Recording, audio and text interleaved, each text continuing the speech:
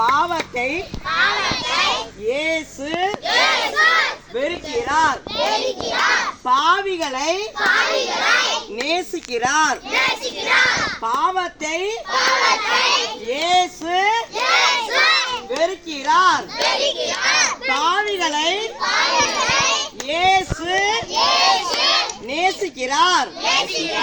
பாவத்தை விட்டு மனம் திரும்பி இயேசுவை ஏற்றுக்கொண்டால் நித்திய ஜீவன் கிடைக்கும். பொய் சொல்லக்கூடாது, கெட்ட வார்த்தை பேசக்கூடாது, திருடக்கூடாது.